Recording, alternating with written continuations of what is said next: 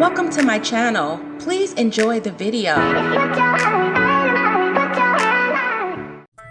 After being introduced to Diddy through the Notorious B.I.G.'s road manager, Kuda Love, Mase reportedly signed a $250,000 deal with Bad Boy Records in the mid-90s. In December of 2012, Mase announced that he was no longer signed to Bad Boy. Well, the real separation between Mase and P. Diddy's whole relationship and his venture with Bad Boy Records seems to be convoluted on the outside. Because due to my investigation and my ongoing research, I've uncovered some shocking information regarding the real relationship of Mase and P. Diddy. See, rapper Mase so-called told all about his relationship with Puff and his life at Bad Boy Entertainment. But it seemed that he only spoke half of the truth. See, Ken Porter was not the only one to release an all-telling book about P. Diddy.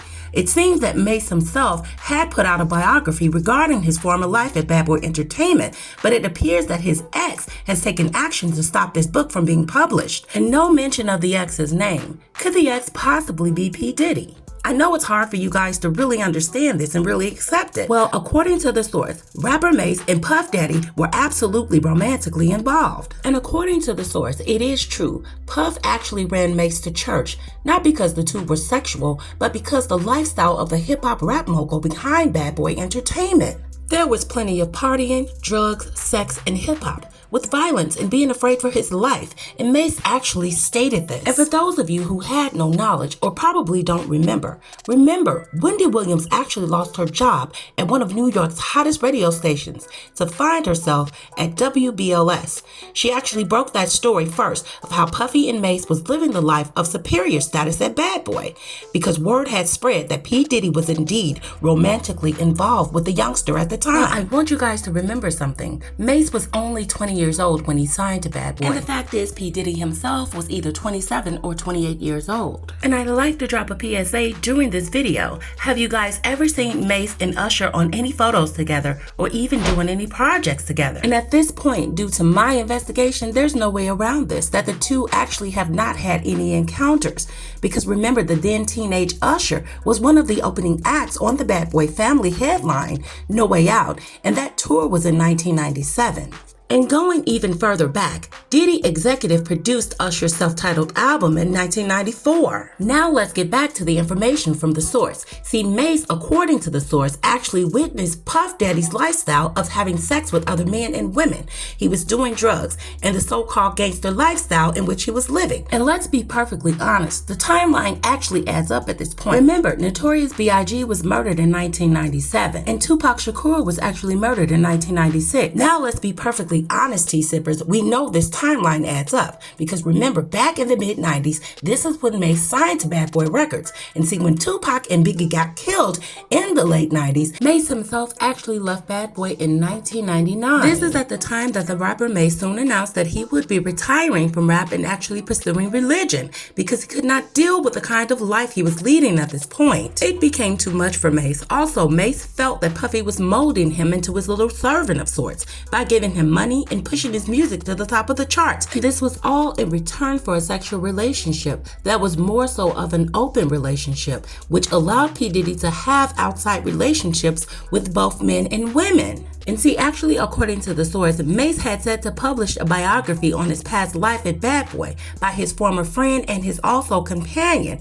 See, this companion made all of the actions visible for him not to do so. And in my opinion, this has P. Diddy written all over it. And see, T-Sippers, this is no coincidence. If you guys had no knowledge or were not familiar with P. Diddy's assistant, John Jordan Bentley. See, John Jordan Bentley recently fled to the UK from Atlanta. He claimed he was in fear of his life. He claimed that two men made death threats toward him and they followed him. And this is after Bentley accused P. Diddy of stealing one of his young singers. See, at the time, P. Diddy stated those allegations were bogus and that he vehemently denies ever knowing Bentley. And he claims that he never knew the two men who Bentley claims were harassing him. Well, check this out, T-Sippers. Now we know that P. Diddy is really, excuse my French, an actual fucking liar. Because here's a picture with him and Bentley.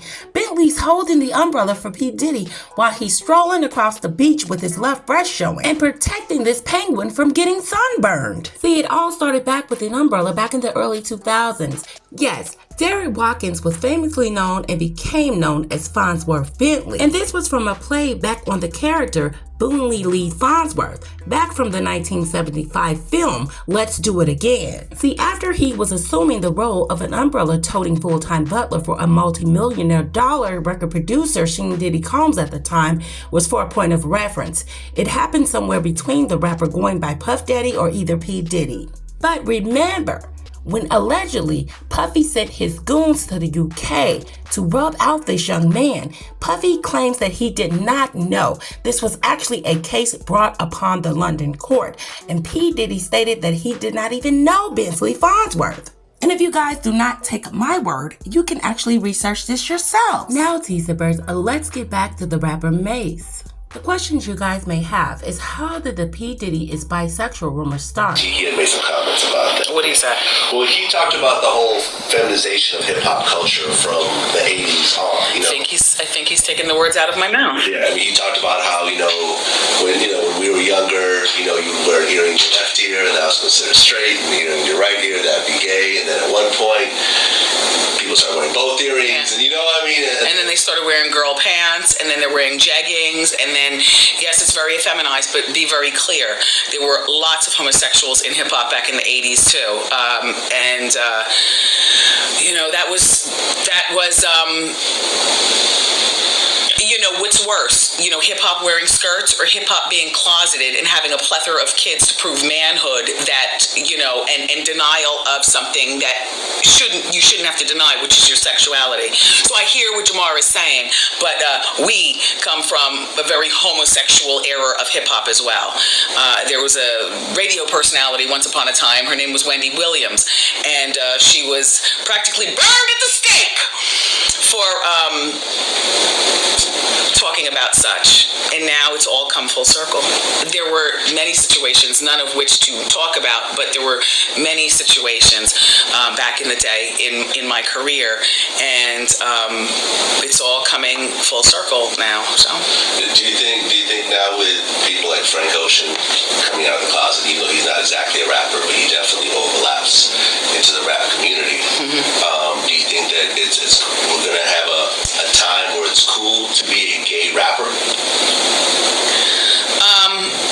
I don't know, because I still see Frank Ocean as being one amongst many, but one, and that's good. But and then there was the notion of this radio DJ in New York who is in denial. So that just goes to show you how far the homosexual movement within hip-hop and sports still needs to go. It is politically correct to be accepted, but behind closed doors, people are still hating. And Jason, the basketball player, is one, but it will be a long time, I think, before another actively playing in the locker room ball player comes out. And it's unfortunate, but that's where I am, on it. Frank Ocean, good for him. And Jason, good for him. Now, T-Zippers, this is very exclusive. I want you guys to listen closely to what Mase has to say about P Diddy. I want you guys, once again, to listen very closely to what Mase has to say about P Diddy. And please let us know your perspective respectively, because your opinions matter to us on this channel. I'd like to thank you guys again for watching. Please make sure you share the video, comment, and subscribe. And we will catch you guys on the next video. You met Puff on a Tuesday. Yeah. Friday, you was recording your album. No, I was recording Only You. I was recording Only You. And once that record came out, it was probably like a week or two later. And then I was showing up at a video to do Only You. So it was that fast. Then the locks was already signed. And then I think like that next week, once the record started going crazy, it was like, yo, we got to sign him. All right, so we're going to get to it. What did Puff do to piss you the fuck off? How did he do you dirty if he did you dirty? And what is doing dirty if a motherfucker put you on? That's really good. Let me take my shades off. Now, I could say this because it's not something I didn't say to him. Puff, how do I want to say this?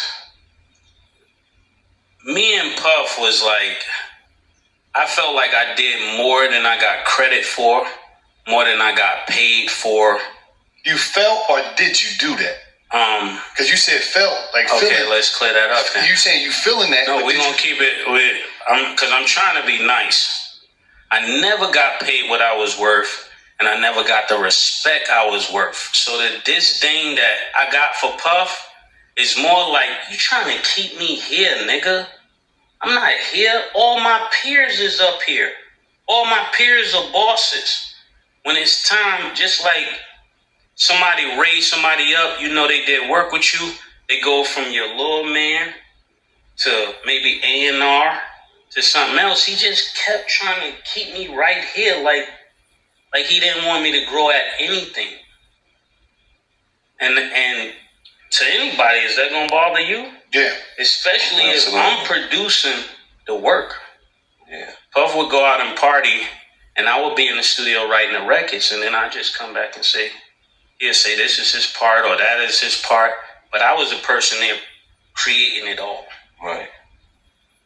And then, I mean, from the lyrical standpoint, where somebody did a beats, and even More Money, More Problems, I came up with that. I came up with the beat too. And I said, Stevie, we need to do this beat and do it like this. So just imagine all of these moments that are taken from you, the records, the beats, you ain't getting the money, you ain't getting the publishing, you ain't getting the respect. And I don't think you're like that. No. So that became really frustrating for me because I'm You said looking. you don't think you like that. What that mean? I don't think you would like that. Like, If a motherfucker did you like that, what the Yeah, fucking like- story is you listening to, nigga? man, I don't think you like that to be pulling what you pulling. Yeah, you from the ghetto. You like, Yeah, like you know what would come with doing that. But everybody is letting you get away with it. Everybody. So me quitting after one album, it didn't take long for me to figure it out. Like, I'm not gonna be here with this. I don't care who's here because you're not paying me and you're not respecting me. And that's the real problem. did all right. And that's just the beginning. All right, then go ahead. there's people that try to do bodily harm with me. They will be in the house with Puff. So I'm like, it's a funny game y'all playing behind the scenes. So when people see me, they just see me turned up. They just see me agitated. They just see me aggressive, but they don't know why. So if somebody,